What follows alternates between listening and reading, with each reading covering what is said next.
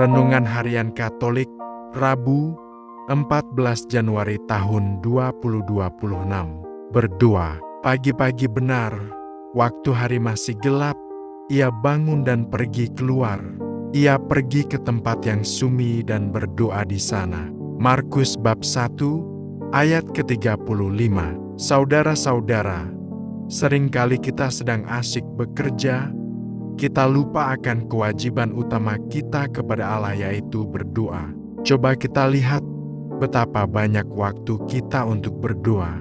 Tentu saja kita akan menjawab bahwa hidup kita banyak dihabiskan untuk mengerjakan semua tugas-tugas dalam hidup kita sehari-hari. Kisah Injil hari ini bermula dari kunjungan keluarga yang dilakukan Yesus bersama Yakobus dan Yohanes. Yesus pergi berkunjung ke rumah Simon dan Andreas. Di sana dia menyembuhkan ibu mertua Simon. Kunjungan ini mendatangkan sukacita kesembuhan bagi keluarga itu. Karya baik ini kemudian diteruskan kepada setiap penderita sakit di daerah itu sehingga mereka mengalami sukacita serupa. Nama Yesus diberitakan kemana-mana. Ia tidak berhenti pada satu tempat, tetapi terus berjalan ke berbagai arah untuk memberitakan sukacita Injil. Pewartaan ini dilakukannya dengan mengunjungi secara langsung setiap orang yang membutuhkan pertolongan. Dia memadukan kata dan tindakannya sekaligus melalui pelayanan konkret. Teladan seperti ini hendaknya membuat kita sebagai pengikutnya aktif dan terlibat secara langsung dalam aksi-aksi karitatif. Menjumpai secara langsung pribadi-pribadi yang sedang mengalami kesulitan, lalu dengan berbagai upaya meringankan beban hidup yang mereka alami.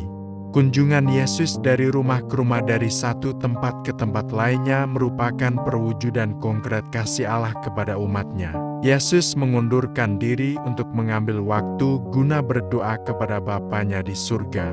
Yesus mengambil waktu sejenak pada pagi-pagi buta untuk berdoa kepada Bapanya dan sebelum ia memulai segala aktivitasnya pada hari itu. Doa adalah sebuah kekuatan bagi kita untuk menjalani kehidupan ini.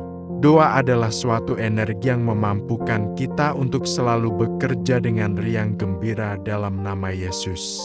Doa adalah ungkapan syukur kita atas segala rejeki dan juga nikmat yang telah kita terima selama ini.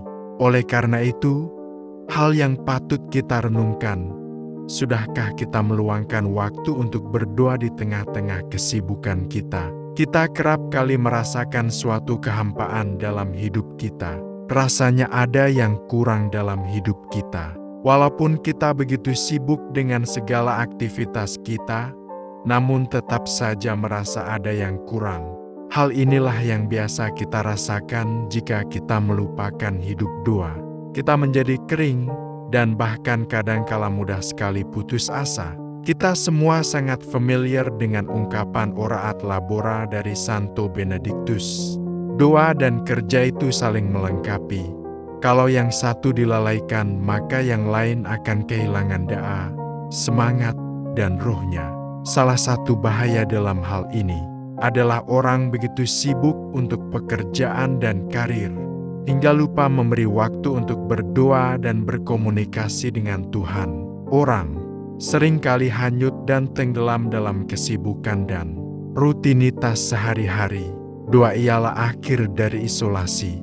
Doa ialah hidup bersama dengan seseorang setiap hari. Dengan Dia yang dapat melepaskan kita dari kesendirian, satu-satunya kepada siapa kita dapat mengatakan segalanya yang ada dalam diri kita. Ia terus hadir dengan akrab. Doa membuat kita sadar akan kehadirannya yang mungkin tidak kita sadari jika kita tidak memperhatikan. Kehadirannya membuat kita menerima semuanya.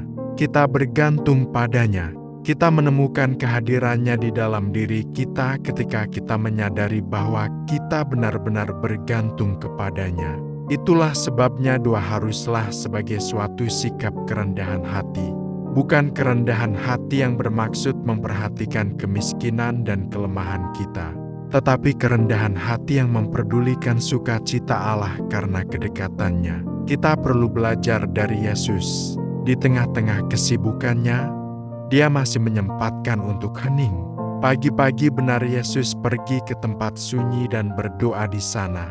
Masuk ke dalam keheningan dan doa merupakan prasyarat bagi Yesus untuk tetap berkarya dan menyadari tujuan panggilannya. Relasi dengan Bapanya menjadi sumber kekuatan dan inspirasi bagi karya Yesus memberitakan Injil. Diperlukan usaha dan niat untuk tekun dalam berdoa, menyediakan diri agar Tuhan menyapa dan berbicara. Marilah kita bangun sangat pagi. Kalau perlu saat hari masih gelap pergi berdoa. Syukur kita dapat berdoa setengah atau 1 jam dan syukur-syukur lagi dapat ikut misa kudus harian. Betapa seluruh hidup kita akan dipenuhi sukacita dan kedamaian. Berdoa adalah terhisap dalam keheningan. Semoga kami semakin berani masuk ke dalam keheningan.